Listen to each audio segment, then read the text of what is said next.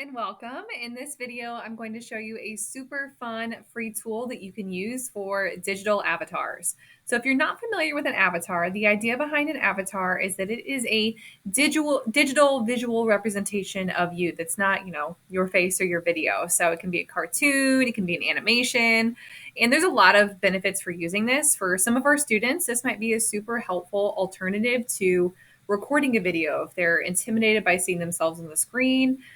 It could be a really helpful option for projects too. If students are trying to build that confidence to present in front of the class, this could be an alternative to that while you work on helping them with those presentation skills. It can be fun to use as a teacher just to record some audio for your students and kind of sneak it into presentations, or in your online course is a fun little way to mix things up, can be engaging.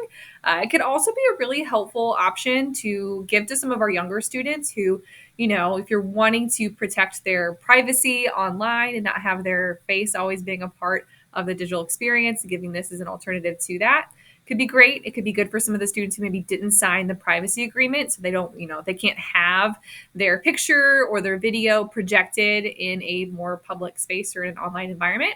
Plus, this is super helpful for helping some of our students learn how to match emotions with facial expressions in nonverbal communication. So communication is so much more than spoken words.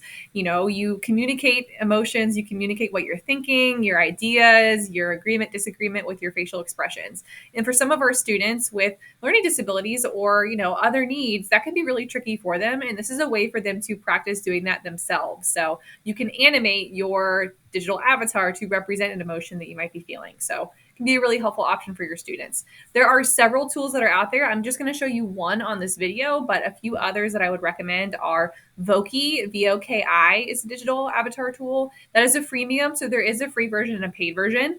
The free version you can still leverage and do a lot of fun things with. So that can be a great option for your students if you're wanting to build this in and use it pretty regularly. Another one is just Avatar Maker. Our district, we had that blocked for a little while, but we unblocked it. So that can be something that you can talk with your IT department about, but again, could be a really helpful option. The new one that I'm going to show you is one that is through Adobe. So if you are working in a K-12 school district, Adobe Express is a free version of Adobe products you can have available to you, totally free for being a public educational institution.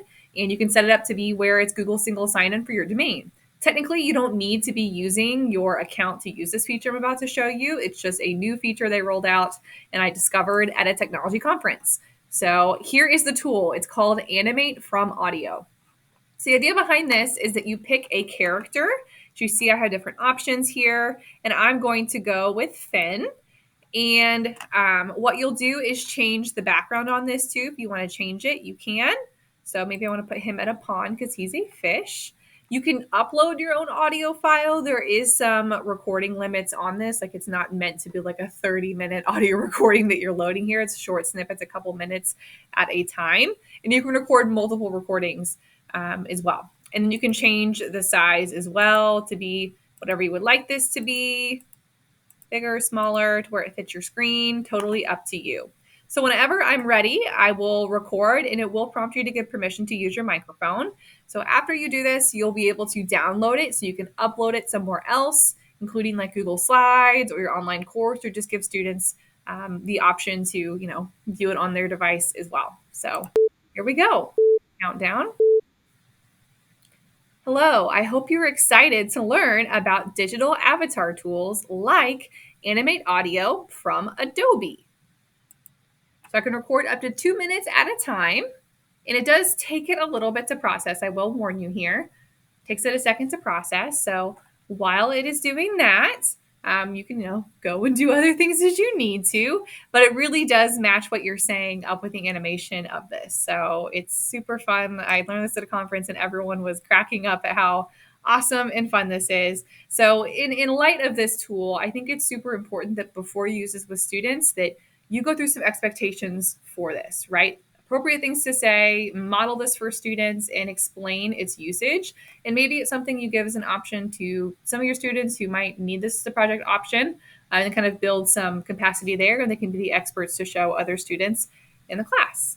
So you can edit your audio from the screen as well. And whenever I am finished with this, I would just go download. So I didn't want to edit anything. downloads it for me. And you can even do more character animation by going to their character animator tool. But for this example, I'm just going to leave this here.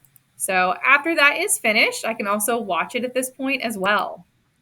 Hello, I hope you're excited to learn about digital avatar tools like Animate Audio from Adobe.